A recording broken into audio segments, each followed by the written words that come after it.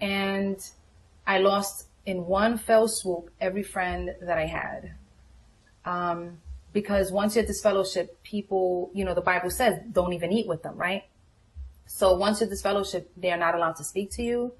They are not allowed to associate with you in any way. People who have come to my house and eaten my food, and I've gone to their house and eaten their food, I've bumped into them on the street and they pretend they don't see me. Just this past, the summer of '09, the woman who I called after they made the announcement, who said everyone was crying, she was a very good friend of mine. I bumped into her on the street as I was coming home. She was taking apparently, I think she works around my area where I live. And so as I was coming out of the train station, she was going in. And, you know, I forgot myself for 2 seconds. And I was like, Marilyn? And she was like, yes. And I said, I had sunglasses on and I lifted her. I said, it's me, Shirley. She was like, oh. And just kept walking. And, you know, I was like, oh, bye. Like, I forgot myself. You know, I was like, oh, my God. We were babysat by this woman's older teenage daughters, right? They were around the same age as my older sister. Their eldest brother got in trouble with the Kingdom Hall, right? I don't know what it was that he did, but it got to the point where he was kicked out of his house by his mother. He wasn't allowed to be around.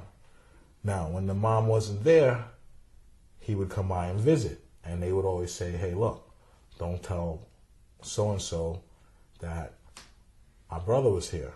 And I never ratted because I understood that as a kid. Hey, look, I'm not supposed to say it. I'm not going to say it. I didn't see anything wrong with him coming to see his sisters. But I remember one day their mom came home early. And she surprised all of them.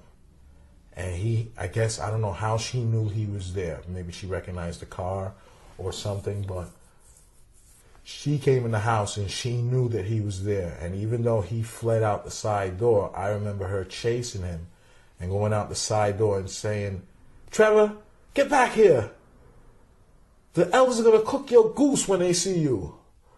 And I was 5. Right? I was 5, and I remember that so vividly because I thought, you know, what could this person have done that he's not allowed to visit his own sisters anymore?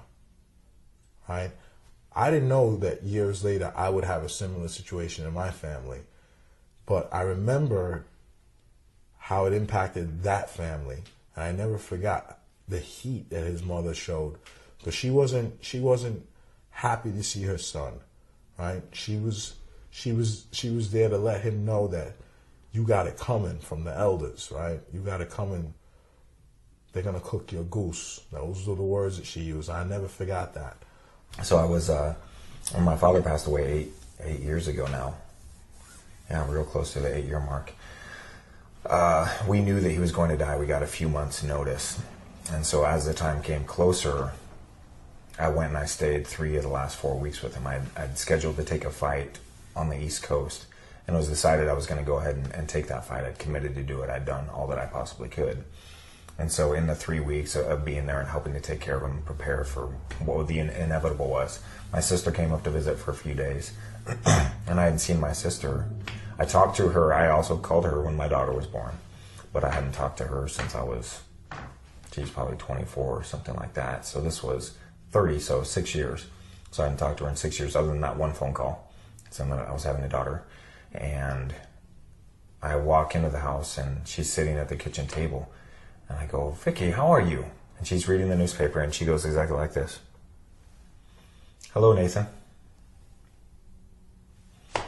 And I just thought to myself, wow, any feelings that you may think that I have for you, that any punishment that you think you're doing to me to draw me back into God's fold is all dead. I don't give a shit what you think or say, and never will. And that was the end of it.